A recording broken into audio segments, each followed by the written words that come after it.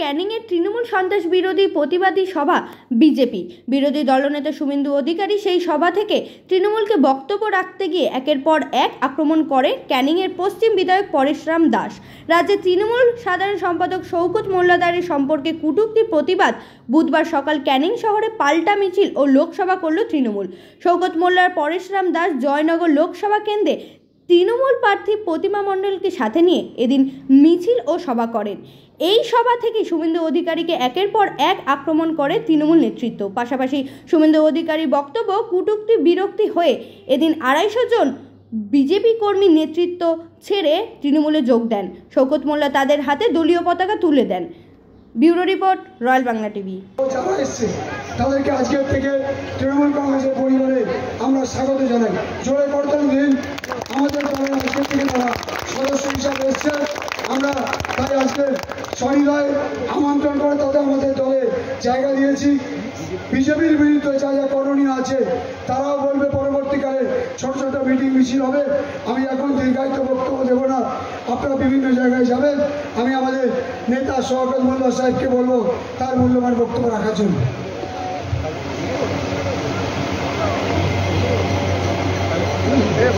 শুভেন্দু অধিকারী ক্যানিংয়ে যতবার আসবে ততবার 150, 200, 300 করে বিজেপির যা কর্মী আছে জয়েন করবে।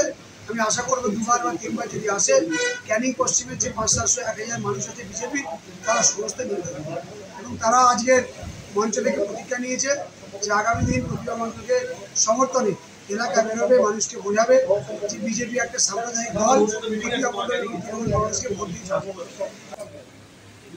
আমাদের সমাজে 4 ধরনের মেয়ে থাকে, হস্তিনী, হস্তিনী, শৌখিনী আর দৌতিনী। এখন এই হস্তিনী যে মেয়েগুলো থাকে একটা স্বামী সংসার করতে চায়, সেটা এ হচ্ছে হস্তিনী।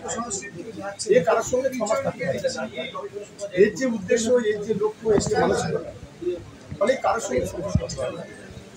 তাই আমি মনে করি এই আইএসসি যারা নেতা আছেন তারা পিছনে দরজা দিয়ে বিজেপিকে বাংলায় ঢোকাতে চাইছে। সেই কারণে আজকে জয়নগর লোকসভা কেন্দ্রে আজকে প্রার্থী দিয়েছি।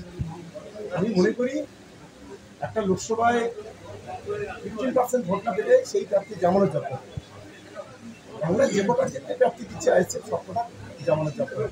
এটা আজকের আপনি বলছি অনেক ক্যামেরা 4 তারিখে সন্ধ্যাবেলা আপনাদের সঙ্গে কথা হবে। এটা আমি কাগজে কলমে লিখি আইএসএফকে আমরা গুরুত্ব দিতে নারাজ। এটা সমুদ্র আর মুখে একটা ছোট প্রাণী। অভিষেক বন্দ্যোপাধ্যায়ের সঙ্গে আইএসএফ মানে বকলমে অভিষেক বন্দ্যোপাধ্যায়কে অপমান মনুষ্য। আমরা এদেরকে দেখতে চাইছি না, আমরা চাইছি অমিত শাহ বা শুভেন্দু অধিকারী সরাসরি এসে দাঁড়িয়ে যাবে, কিংবা সুকান্ত দিনী যারা বড় বড় কথা বলে তাদের যদি লোকের কথা থাকে এখনো সময় আছে, এখনো দাঁড়িয়ে যায়। ডায়মন্ড হারবারের মানুষ বেঁধে করেছে যে আত্মবিশ্বাস আমার ডায়মন্ড হারবার মানুষের